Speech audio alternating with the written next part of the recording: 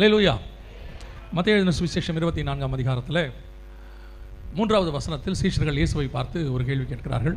உம்முடைய வருகைக்கும் உலகத்தின் முடிவுக்கும் அடையாளம் என்ன, எங்களுக்கு சொல்ல வேண்டும் என்றார்கள். இயேசு கிறிஸ்துவினுடைய 2ஆம் வருகை என்பது ஆதியிலேயே முன்குறிக்கப்பட்டது. அதாவது பழைய ஏற்பாட்டு காலத்திலேயே இயேசுவின் 2ஆம் வருகை குறித்து சொல்லப்பட்டிருக்கிறது.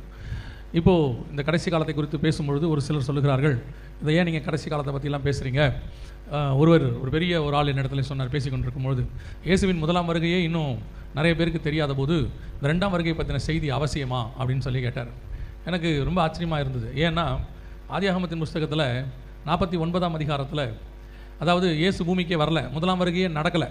அப்போது வசனம் என்ன சொல்லுது அப்படின்னு பார்த்தீங்கன்னா, ஆதியாகமம் 49:1 வாசிங்கள் பார்ப்போம். 49:1 வாசிங்கள்.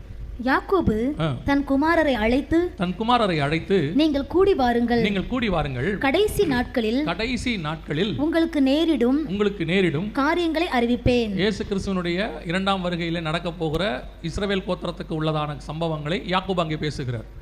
அதாவது குதிரையின் மேல் ஏறி இருக்கிறவர் மல்லாக்க விழும்படி தான் கோத்திரத்தை பற்றி சொல்றாரு. அது இயேசு கிறிஸ்து அர்மேகதான் யுத்தத்துக்கு வரதை பற்றின தீர்க்க தரிசனம்.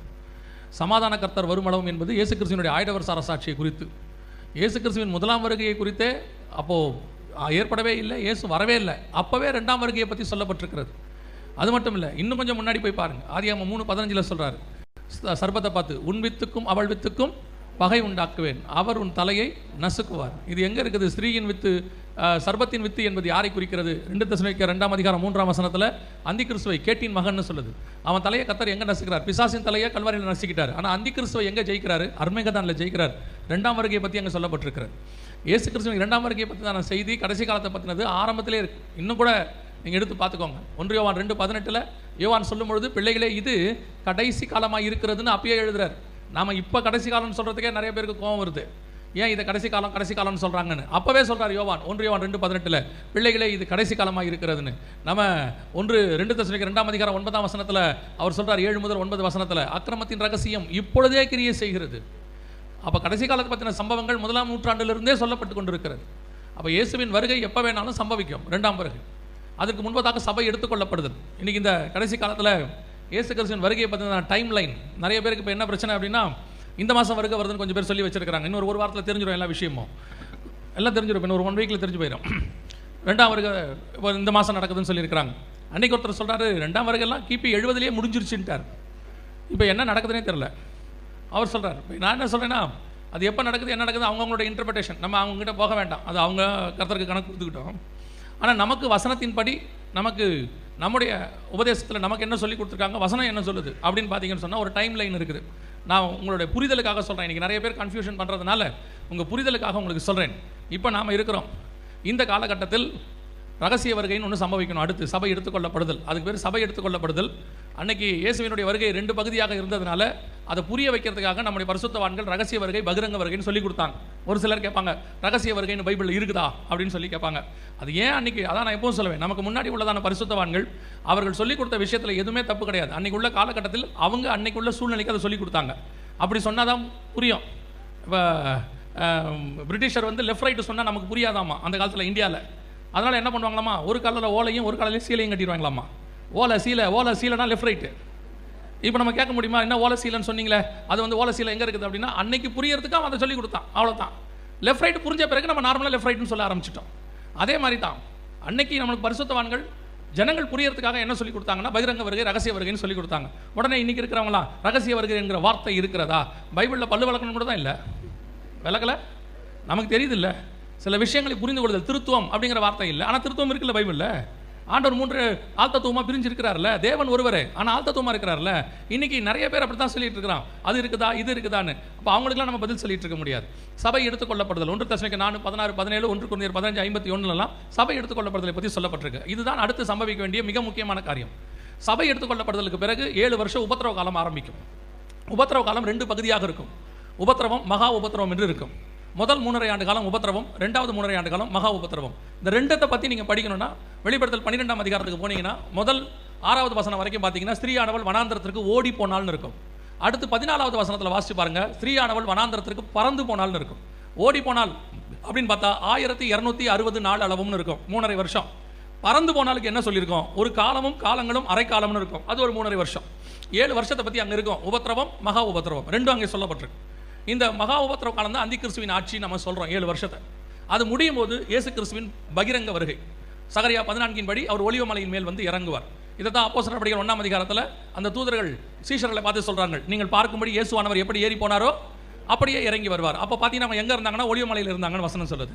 அதான் சகரியா 14 சொல்லப்பட்ட தீர்க்க தரிசனம். இயேசு ஒலிவ மலை மேல் இருந்து இறங்குவார், ஒலிவ மலை 2ஆக பிளக்கும். அங்கிருந்து அடுத்து நேராக அர்மேகதான் யுத்தம் 16ஆம் அதிகாரம் 16ஆம் வசனம் வெளிப்படுத்தின விசேஷத்தில் இருக்கு. அர்மேகதான் யுத்தத்தின் முடிவில் தீர்க்கதரிசியும் அப்புறம் அந்தி கிறிஸ்துவும் அக்கினியும் கந்தகம் எரிகிற கடலிலே தள்ளப்பட்டார்கள். 19ஆம் அதிகாரம் வெளிப்படுத்தின விசேஷத்தில் இருக்கு. அது முடிஞ்ச உடனே 1000 வருட அரசாட்சி இந்த பூமியில் தான் நடக்கும். கொஞ்சம் பேர் 1000 வருஷ அரசாட்சி இங்கே நடக்காது, வானத்தில் நடக்குங்கிறாங்க. கொஞ்சம் பேர் 1000 வருஷ அரசாட்சி 1914 ஆரம்பிச்சிருச்சு, இப்போ நம்மெல்லாம் 1000 வருஷ அரசாட்சிக்கு செலெக்ஷன் கமிட்டியில் இருக்கிறோம், இப்போ நம்மளை செலக்ட் பண்ணி அங்கே அனுப்பிக்கிட்டு இருக்காங்க அப்படின்னு ஒரு குரூப் சொல்லிட்டு இருக்கு. 1000 வருஷ அரசாட்சி எப்போ வரும்னு பைபிள் தெளிவாக சொல்லுது, அர்மேகதான் யுத்தத்திற்கு பிறகு வரும். 1000 வருஷ அரசாட்சியின் முடிவில் அந்தி கிறிஸ்துவ பிசாசானவன் கொஞ்ச காலம் கட்டவிழ்க்கப்பட வேண்டும். அதற்கு பிறகு மாகோகு யுத்தம்னு ஒரு யுத்தம் இருக்குது. இதெல்லாம் 20ஆம் அதிகாரம் வெளிப்படுத்தின விசேஷத்தில் இருக்குது. அதற்கு பிறகு வெள்ளை சிங்காசன நியாய தீர்ப்பு, அப்போ தான் நியாய தீர்ப்பு வரும். அதுக்கப்புறம் தான் நியாய தீர்ப்பில் தான் 4 வகையாக இருக்குது. புதிய எருசலேம், புதிய வானம், புதிய பூமி, பரலோகத்தில் இப்படி 4 வகையான நியாய தீர்ப்பு இருக்கிறது. இதுதான் டைம் லைன் நமக்கு சொல்லப்பட்டிருக்கிறது. அந்த நியாய தீர்ப்பு வருகிற வரைக்கும் 1000 வருஷ அரசாட்சி மாகோகு யுத்தம் வரைக்கும் எல்லாம் இந்த பூமியில் தான் நடக்கும். இந்த பூமி இன்னைக்கு அழியும், நாளைக்கு அழியும், இப்போ காணாமல் போயிடும், அதெல்லாம் கிடையவே கிடையாது. இந்த பூமியானது இன்னைக்கு ரகசிய வருகை நடந்து சபை எடுத்துக்கொள்ளப்பட்ட பிறகு இன்னையிலிருந்து குறைஞ்சபட்சம் 1007 வருஷத்துக்கு இருக்கும். என்ன 1007 வருஷம்னா 7 வருஷம் உபத்திரவ காலம், 1000 வருஷ அரசாட்சி ரெண்டும் இங்கே தான் நடக்கும்.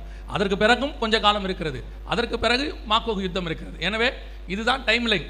இதுக்கு முன்னாடி இப்போ முடிஞ்சு போயிடும், அப்போ முடிஞ்சு போயிடும், இன்னைக்கு டேட்டு. இன்னொரு விஷயம் உங்களுக்கு நான் தெளிவுபடுத்த விரும்புகிறேன். யார் எந்த தேதி சொன்னாலும் நம்பாதிருங்கள். எந்த தேதியை யார் சொன்னாலும் நம்பாதுருங்க. நான் வந்து கிரீக்கிலேருந்து சொல்கிறேன், ஹீப்ரூலேருந்து சொல்கிறேன், லத்தீன்லேருந்து சொல்கிறேன், அவங்க எதுலேருந்து வேணால் சொல்லட்டும்.